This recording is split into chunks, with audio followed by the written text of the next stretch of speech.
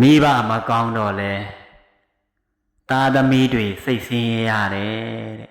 မျက်နှာငယ်ရတယ်ထူးထူးခြားခြားဖြစ်ရမှန်လေးတစ်ခုဒီနေ့အားလုံးသိအောင်ဘုံဘုံပြောပြအောင်မယ်နော်သင်ခန်းစာလေးယူတတ်အောင်လို့ကလေးတယောက်ကကောင်းမှုကုသိုလ်တွေပြုလုပ်တယ်အလုပ်ကိုကြိုးစားတယ်ကောင်းကောင်းနေတယ်အဲ့ဒီအချိန်မှာဖအေကကြတော့ဘာလုပ်လဲဆိုတော့အရက်သေးစာပဲတောက်စားနေတယ်တဲ့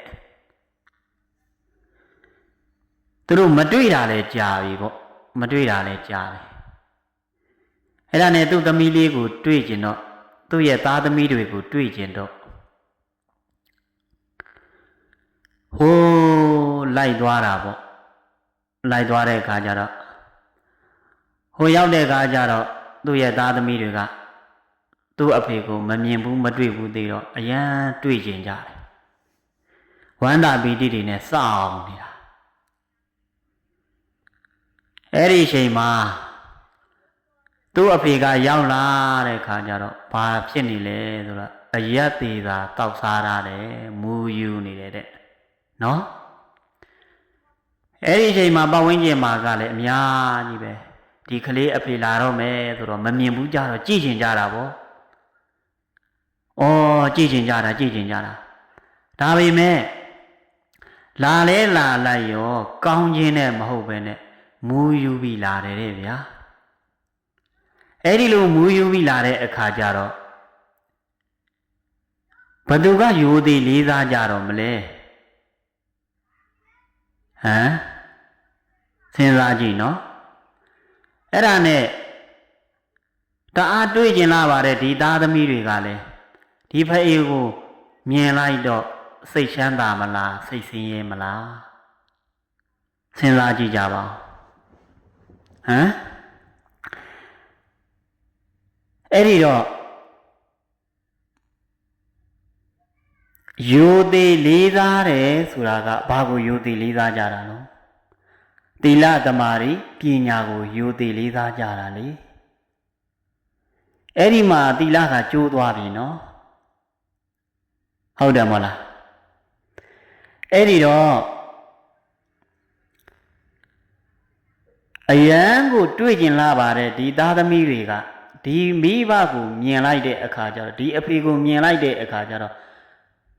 ဘယ်လိုများစိတ်ချမ်းသာကြမလို့အယံကိုမြင်ဘူးကြည့်ကြတဲ့ပတ်ဝန်းကျင်ကလည်းဒီအယက်သမားကြီးကိုမြင်လိုက်တော့ဘယ်သူများယူသည်လေးစားကြတော့မလို့ဘယ်သူကယုံကြည်အားကိုးကြတော့မလို့အဲ့ဒါလေးကိုနော်အဲ့ဒီတော့မိဘကြောင့်သားသမီးတွေစိတ်ဆင်းရဲရပြီပေါ့ပတ်ဝန်းကျင်ရဲ့အထင်သေးမှုကိုလည်းခံရပြီပေါ့ဒါလေးနားထောင်တာနော်တေချာလေးကို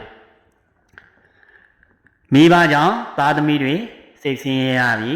ပတ်ဝန်းကျင်ရဲ့အထင်သေးမှုကိုလည်းခံရပြီအဲ့တော့အကြောင်းကိုရှာလိုက်တဲ့အခါကျတော့ဘာဖြစ်မလဲအရက်တောက်စားလို့ပေါ့အရက်တောက်စားတဲ့အခါကျတော့သီလကပြက်ပြီပဲလေဟုတ်တယ်မလားသူရာမေရရအဲ့ဒီအချိန်မှာမူယူနေတဲ့အခါကျတော့ဘသူကမှစကားမပြောချင်ဘူးအရက်နန်တဲ့အခါကျတော့ဘယ်သားသမီးကမှလည်းစကားမပြောချင်ကြတော့ဘူးမိဘကြောင့်သားသမီးတွေမျက်နှာငယ်ရပြီဟုတ်တယ်မလားအဲ့ဒီတော့ပတ်ဝန်းကျင်ရဲ့အထင်သေးမှုကိုလည်းခံရတယ်ဆိုတဲ့အခါကျတော့အကြောင်းကိုသိရင်ပြင်ရမယ်။အော်ငါဒီအရက်သေးတာတောက်စားခြင်းကြောင့်ငါကိုအားလုံးကအထင်သေးကြမယ်။ငါသားသမီးတွေမျက်နှာငယ်ရမယ်။ဒါလေးကိုတစ်ချက်စဉ်းစားရမယ်နော်။ဟုတ်တယ်မလား။အဲ့တော့အရက်သေးတာတောက်စားခြင်းကြောင့်ကောင်းကျိုးဘာမှမရှိဘူးနော်ဘာမှမရှိဘူး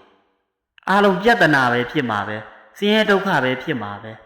အားလုံးမျက်နှာငယ်ရမှာပဲအထင်သေးခံရမှာပဲယုံကြည်အားကိုးမှုမရဘူးဘယ်သူမှမယုံကြည်ရဲဘူးအယက်သမားတယောက်နဲ့ကိုသားသမီးတယောက်ကိုထည့်ကြည့်ပါလားဘယ်သူကထည့်ရဲမှာတော့ဟုတ်တယ်မလားအားလုံးစဉ်းစားကြည့်နော်အခုဖုံဖုံမျိုးသက်တဲ့အရှင်ကုမာရတောင်ကိုပြောတာကိုအားလုံးနားထောင်နေတဲ့ဒကာဒကမာပေါင်းသူတော်ကောင်းတွေစဉ်းစားကြည့်ကြနော်ဒါဟိုတနည်းမှဖြစ်ရမှန်နေတခုအဲ့ဒီတော့အယက်သေးတာတောက်စားခြင်းဟာယုံကြည်မှုအားနေကြတယ်ဘယ်သူမှအားမကိုးခြင်းကြဘူးအယက်သေးတာတောက်စားလာပြီဆိုလို့ရှိရင်ကိုယ့်ရဲ့သားသမီးတွေမျက်နှာငယ်ရတယ်မိဘမှမကောင်းရင်သားသမီးတွေလည်းကောင်းလာမှာမဟုတ်ဘူးဒီမိဘရှိရလိုက်နှင်းတတ်တယ်ဟုတ်တယ်မလားရှေးဆောင်လန်းပြမိဘကောင်းသောနောင်လာသားသမီးရှမ်းသာဤတဲ့အရင်ဟောထားတာလေးရှိရနော်ရှေးဆောင်လန်းပြမိဘကောင်းမှနောင်လာသားသမီးရှမ်းသာကြမယ်ရှေးဆောင်လန်းပြမိဘမကောင်းသောနောင်လာသားသမီးဆင်းရဲဤတဲ့အမလီမိဘမကောင်းရင်နောင်သားသမီးတွေလေအဲ့ဒီအတိုင်းပဲသွားမှာနော်အဲ့ဒီတော့မကောင်းရင်ပြင်းမှားရင်ပြင်းမကောင်းရင်မလုပ်နဲ့ဒီနေရာလေးသေချာပြန်နားထောင်နော်မှားရင်ပြင်း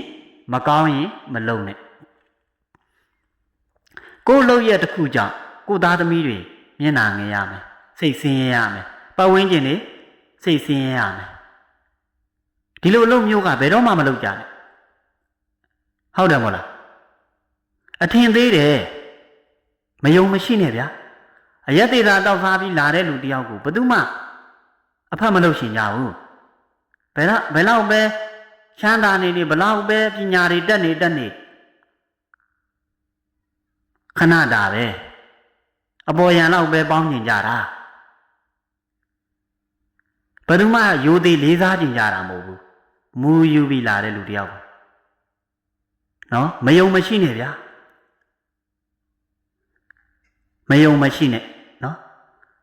ရက်သေးတာတောက်စားမူယူနေတဲ့လူတယောက်ကိုဘယ်သူမှရိုသေလေးစားကျင်ကြတာမဟုတ်ဘူးဘယ်သူမှအဖက်လုပ်ရှင်ကြတာမဟုတ်ဘူးနော်သားသမီးတွေမိဘတွေဆွေမျိုးတွေမျက်နှာငယ်ရတယ်စိတ်ဆင်းရဲရတယ်စဉ်းစားကြည့်အားလုံးတကယ်မှပေါင်းသူတော်ကောင်းတယ်နော်စဉ်းစားကြည့်အဲ့တော့မကောင်းရင်မလုံနဲ့မှားရင်ပြင်းနောက်မကြသေးဘူးအားလုံးသဘောပေါက်လားမကောင်းရင်မလုံနဲ့မှားရင်ပြင်းနောက်မကြသေးဘူးဒီနေ့သိဒီနေ့ပြင်းဒီနေ့လူကောင်းဖြစ်တယ်သဘောပေါက်တယ်နော်မကောင်းရင်မလုံနဲ့မှားရင်ပြင်းဒီနေ့အမှားကိုသိရင်ဒီနေ့ပြင်းအဲ့ဒါနောက်မကြသေးဘူးအားလုံးသဘောပေါက်တယ်မလားနော်ဒါကြောင့်ကိုကြောင့်ကိုသားသမီးတွေမျက်နှာငယ်ရတာမျိုးစိတ်ဆင်းရဲတာမျိုးမလုပ်ကြနဲ့နော်ရှေ့ဆောင်လမ်းပြမိဘကောင်းမှနောင်လာသားသမီးချမ်းသာကြီးမှာလေအဲ့တော့ရှေ့ဆောင်လမ်းပြမှာမိဘမကောင်းဘူးဆိုရင်နောင်လာသားသမီးဆင်းရဲသွားမှာပေါ့ဟုတ်တယ်မလားအခုဖုံဖုံမျိုးသက်တဲ့အရှင်ကုမာရတောင်ကိုပြောတာလေးကိုအားလုံးတရားဓမ္မပေါင်းသူတော်ကောင်းတွေနားဝင်လောက်တယ်နော်နားဝင်လောက်တယ်အဲ့ဒီတော့မကောင်းရင်မလုပ်ပါနဲ့နော်မှားရင်ပြင်ပါအမားကိုသိရင်ယခုသိရင်ယခုပြင်လိုက်ပါနောက်မကြသေးပါဘူးဟုတ်တယ်မလားကိုသားသမီးတွေကိုဆွေမျိုးတွေကိုမိဘတွေစိတ်ဆင်းရဲဒုက္ခရောက်မဲ့အရာမျိုးတော့မလုပ်ကြပါနဲ့